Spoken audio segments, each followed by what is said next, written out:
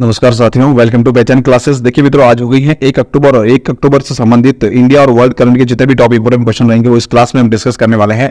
तो इस पूरी क्लास को लास्ट तक जरूर देखना और एक बार चाहे क्लास को शुरू करने से पहले क्लास को शेयर जरूर कर लीजिएगा। ठीक है, चलिए तो बात करते हैं। सबसे पहले हम yesterday revision in last video में जो हमने डिस्कस किया था उसका एक बार ब्रीफली रिवीजन देख लेते हैं वन लाइनर के रूप में, फिर हम बात करेंगे आज के इंपोर्टेंट क्वेश्चन के बारे में। हाल ही में 13वां हिंद प्रशांत सेना प्रमुखों का सम्मेलन कहां पर हुआ है? तो वह हुआ है भारत के अंतर्गत। फिर है इंडिया, हाल ही में इंडिया स्मार्ट सिटी कॉन्क्लेव 2023 का आयोजन कहां हुआ है? तो वह हुआ है इंदौर के अंतर्गत। फिर है इंडियन स्मार्ट सिटीज कॉन्क्लेव 2023 में राज्य ने सर्वश्रेष्ठ राज्य का खिताब जीता है, तो वह जीता है कौन से राज्य ने? मध्य प्रदेश ने। और इंदौर कहां है? मध्य प्रदेश में। फिर है हाल ही में अरुणाचल प्रदेश और किस राज्य के कुछ हिस्सों में अफवाह 6 महीने के लिए और बढ़ाया गया? तो वो बढ़ाए गए हैं अरुणाचल प्रदेश और नागालैंड के अंदर। फिर नेक्स्ट है हाल ही में किस देश ने T20 में सर्वोच्च स्कोर का रिकॉर्ड बनाया? तो वो बनाया है नेपाल ने। किसने? नेपाल ने। फिर नेक्स्ट है हाल ही में किस संगठन ने ओसिरिस रेक्स मिशन के जरिए क्षुद्र ग्रह वेनु का नमूना पृथ्वी पर उतारा है? तो वह उतारा है नासा को। ये उपलब्धि का है बेनिफिट, नासा ने जो है ये उपलब्धि हासिल की है।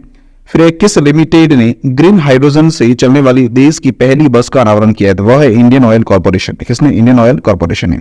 पहला वैश्विक हल्दी सम्मेलन जो है वो कहां आयोजित किया जाएगा? तो यह आयोजित किया जाएगा मुंबई, भारत के अंतर्गत। फिर नेक्स्ट है मुख्यमंत्री अल्पसंख्यक उद्यमी योजना किस राज्य से संबंधित है? यह संबंधित है बिहार से।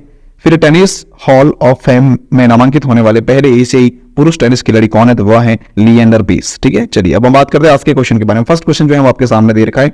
हाल ही में सैन्य उपग्रह नूर 3 को किसने लॉन्च किया है? तो वह लॉन्च किया है किसके द्वारा भाई? अभी हाल ही में जो लॉन्च किया गया ईरान के द्वारा। किसके द्वारा? ईरान के द्वारा इसे लॉन्च किया गया, यानी कि ये ऑप्शन इसका हमारा बिल्कुल सही रहेगा।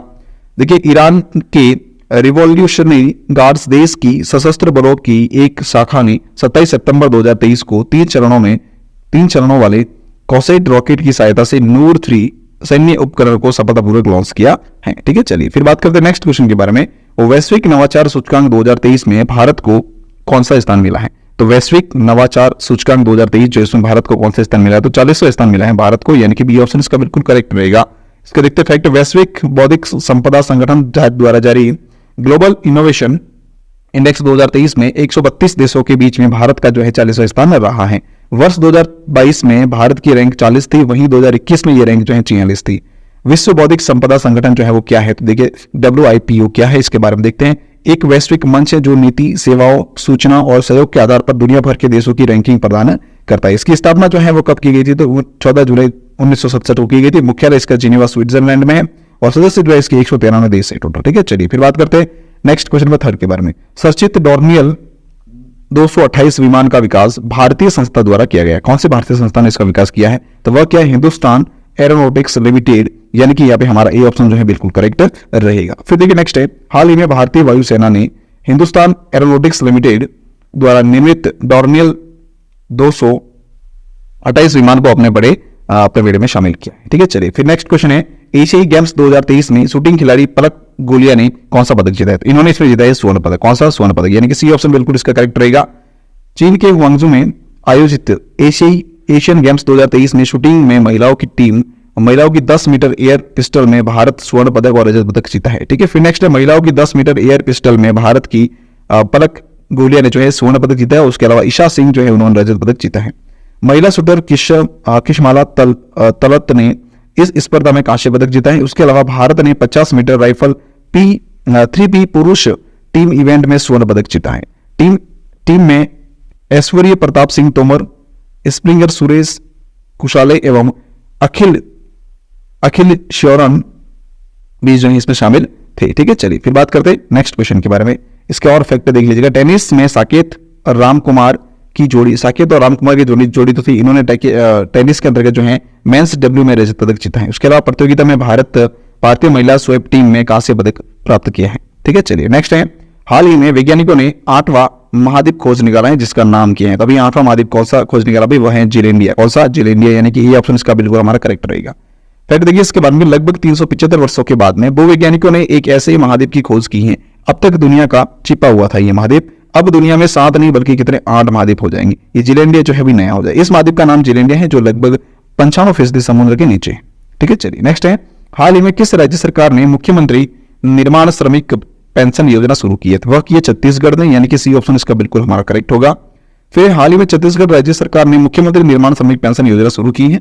छत्तीसगढ़ की पीलमा खदान कोयला उत्पादन करने वाली SECL की पहली खुली खदान बन जाएगी। इसके अलावा छत्तीसगढ़ के बारे में थोड़ा सा और देख लेते हैं। छत्तीसगढ़ के धर्मती में कमार जनजाति को आवास अधिकार मिला है। उसके अलावा छत्तीसगढ़ के मुख्यमंत्री ने ग्रामीण आवास न्याय योजना भी शुरू की है। छत्तीसगढ़ के मुख्यमंत्री ने औद्योगिक प्रोत्साहन के लिए प्रोत्साहन पैकेज की घोषणा भी की है। चलिए नेक्स्ट क्वेश्चन है, टाइम्स हायर एजुकेशन की वर्ल्ड यूनिवर्सिटी रैंकिंग 2024 में पहला स्थान किसे मिला है? तो इससे मिला है जो ऑक्सफोर्ड विश्वविद्यालय से उसे मिला है, यानी कि ये ऑप्शन इसका बिल्कुल हमारा सही रहेगा। टाइम्स हायर एजुकेशन में वर्ल्ड यूनिवर्सिटी रैंकिंग 2024 में 20वां संस्करण जारी कर लिया गया है। इसमें 108 देशों और रीजन के 1904 यूनिवर्सिटी शामिल है।